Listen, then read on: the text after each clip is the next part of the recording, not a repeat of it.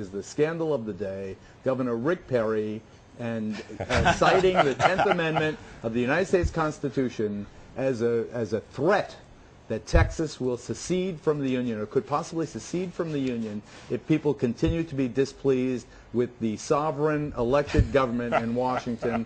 What the hell is this man thinking? It is really so grossly irresponsible that I am shocked that it hasn't generated a whole lot more comment from the so-called mainstream media, or even those of us here at Fox News, because I think Fox News, if anything, is exemplified by its patriotism and its love of our our constitutional system, and to allow a person in the context of a primary election to call into question the very essence of the Union itself, after so many died, and to regurgitate all of the issues, to remember why we fought that war, I think is really so pathetic that if he doesn't absolutely, unequivocally retract any notion that he believes Texas has the right to secede if it continues to be displeased with Washington, then I believe that they should initiate impeachment proceedings against him. He is irresponsible to the point of recklessness. Yes? Can I make a point? I think there'll be a backlash. I agree.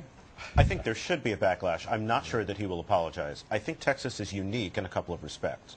How many other states were independent countries before they joined the Union? Only Texas. Also, my understanding of Texas's admission into the Union is it has the opportunity at its will to divide into as many as 5 states. I believe those were the terms. It has an out clause? It has an out clause. It doesn't have an out clause. Does not? It does not have it. There is no out clause. It has the right, legislatively, internally, to divide itself. It has no right to leave.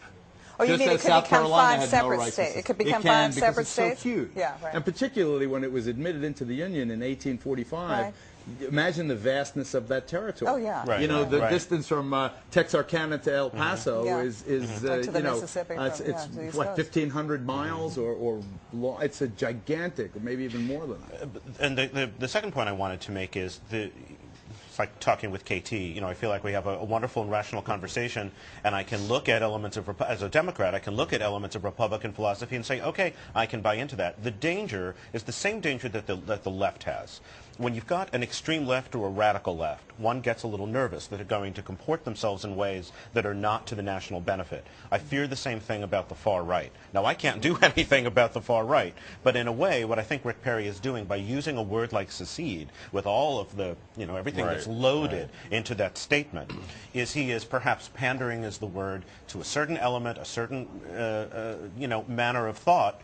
And if he's at 32% in the polls, perhaps it'll be reflected. And facing a very tough primary from a very substantial candidate. Right, but going to the extreme right is not going to bring his numbers up. I mean, if anything, it might knock his numbers down. Something, this is the great, terrible thing, and you and I have talked about this, about what happened under Karl Rove and George Bush, is that they realized that elections were all about turnout. Exactly. So if you took a public opinion poll, you might have this.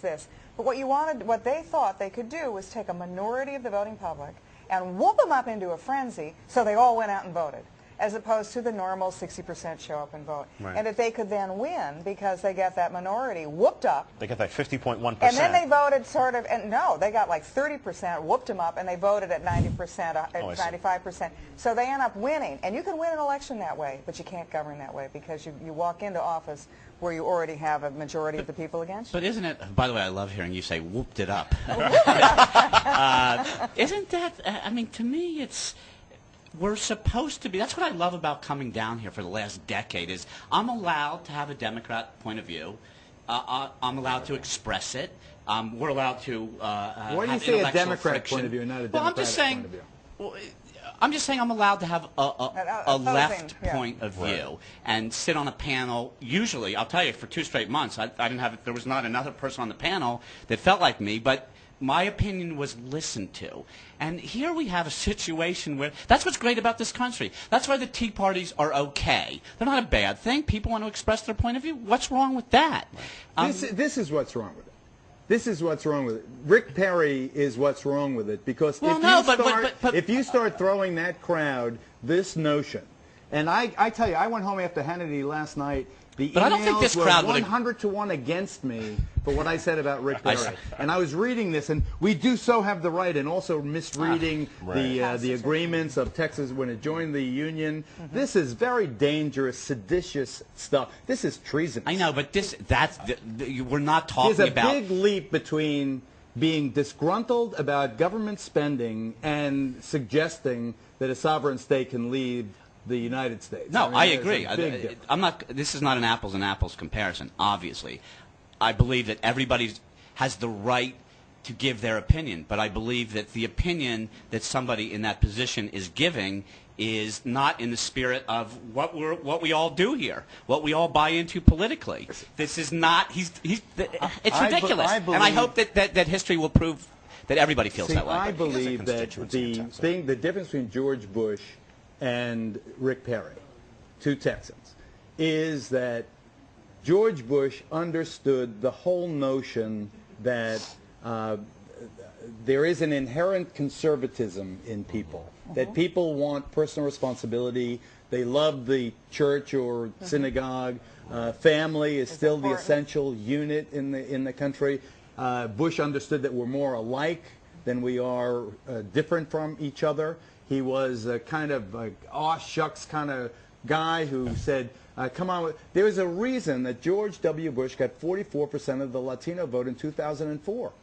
I mean, there's a real reason. And Rick Perry and that whole attitude that, you know, them and us, that's just so over, that it's so old school that he's not... He's doing that to win the primary, and then his plan, I'm sure, as he talked to his cabinet was, and then it will go moderate. As soon as we beat Senator Hutchinson in the primary, then we're going to be old school, okay, we're inclusive. Where is Perry on Hispanic issues?